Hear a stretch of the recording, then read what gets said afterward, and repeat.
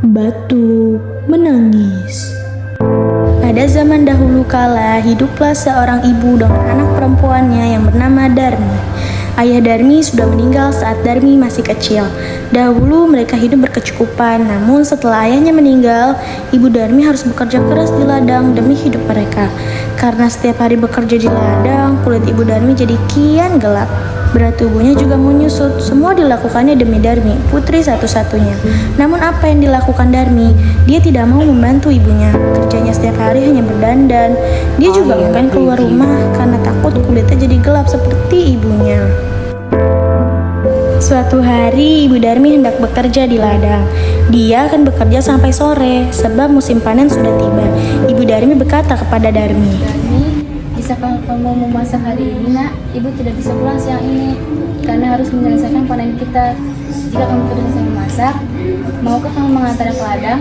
Aku tidak mau, Bu. Nantiku baru keramas. Nanti kalau aku memasak, rambutku bau tungku. Dan kalau aku mengantarkan makanan ke ladang, nanti kulitku jadi hitam.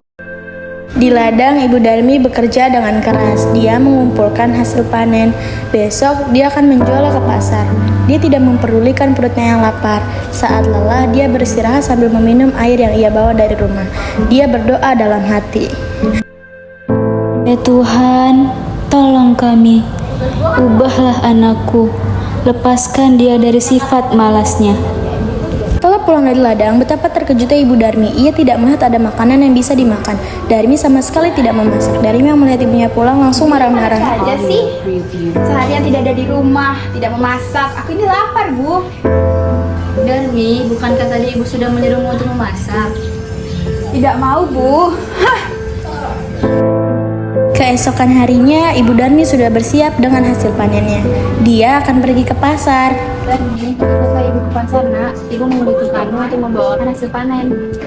Aku tidak mau, Bu. Pasarku kan becek, nanti kulitku jadi hitam. Tidak bisa membayangkannya. Audio preview. Akhirnya, ibunya ke pasar sendiri dengan membawa hasil ladang itu.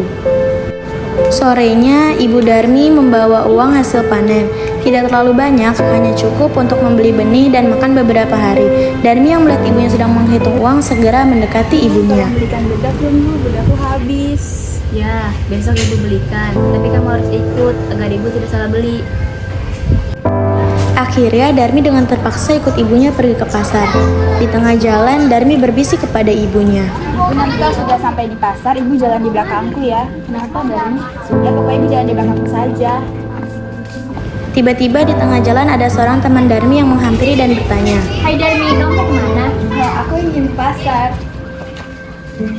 Itu yang di belakang ibumu.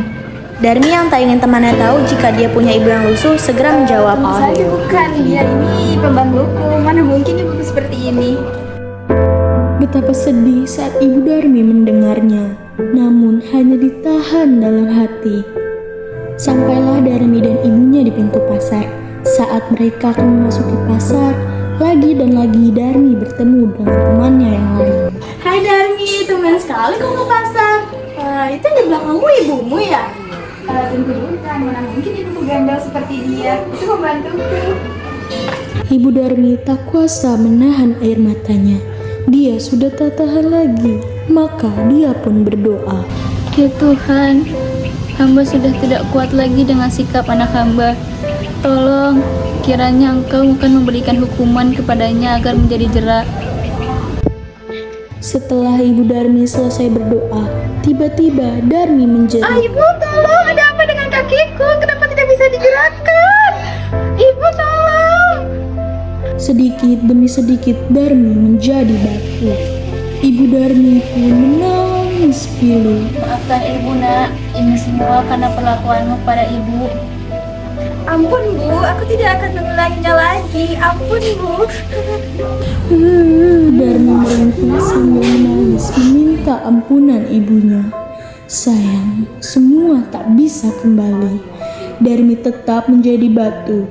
Dia harus menanggung hukuman karena telah durhaka kepada ibunya yang sudah merawat dan menjaganya hingga besar.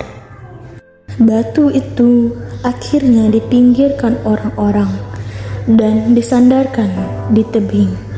Hingga sekarang, batu itu masih berada di Kalimantan Barat dan dinamakan Batu Menangis.